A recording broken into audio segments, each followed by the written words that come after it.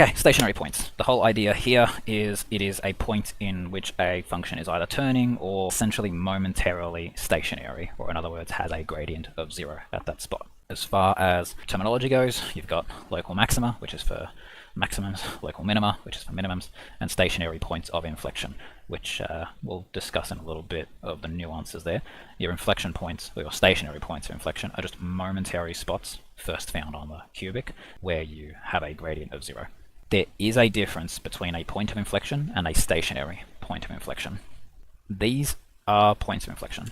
So points of inflection are just spots where the graph wobbles, essentially, right? It goes from concave up to concave down, or from concave down to concave up. You don't have to worry about those terminologies, just, going from rising to falling-ish, or falling to rising. That's the rough idea. That's what an inflection point actually means. Looking at the steepness at those spots, it is clearly not 0, right? It is rising. And so a stationary point of inflection will have a gradient of 0, whereas a point of inflection will not necessarily.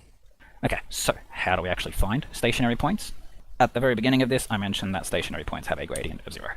As soon as I say the word gradient, literally ever, in any context, you're going to be finding the derivative. Like, there's very few cases where you won't be finding the derivative as soon as gradient-related information is given to you. The fact that stationary points have a gradient of 0 just means that when you do find a derivative, you set it equal to 0. So it just said, find the stationary points of this cubic, you find the derivative, gets you down to a quadratic, set it equal to 0. In this case, you get 2 solutions. That is not the full point, that is just the x-coordinates, so make sure you then go ahead and shove those back into the original function. Not the derivative, but the original. It's a very easy mistake to plug it into the derivative by accident, and then you'll be like, oh shit, the y-coordinate's also 0. No, not quite.